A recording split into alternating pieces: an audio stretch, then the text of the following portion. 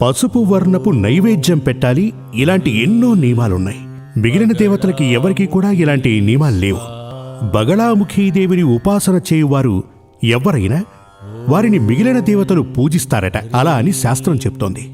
బగళాముఖీదేవి మంత్రోచ్చారణతో సాక్షాత్తు ఆ మహాదేవుణ్ణి స్తంభింపజేయవచ్చు. అటువంటి బగళాముఖీదేవి మంత్రం ఏమిటంటే, ఓం క్లీం బగళాముఖీం సర్వ దుష్టానాం వాచం ముఖం పదం స్తంభయ జిహ్వాం కీలయ బుద్ధిం వినాశయ క్లీం ఓం స్వాహ. అదేవిధంగా అమ్మవారికి సంబంధించిన ధ్యానంలో ఏం చెప్తారంటే, త్రిజగదాం సంస్తంభినీం చిందయేల్, 3 లోకాలలో ఉన్న సకల మూలాలను స్తంభింపజేయునది, స్తంభింపజేయగల శక్తి కలిగినది అంటారు. అలా అని ఏ దేవత గురించి చెప్పటం జరగదు. ఇప్పుడు మీకు సందేహం కలిగి ఉంటుంది, తాంత్రికం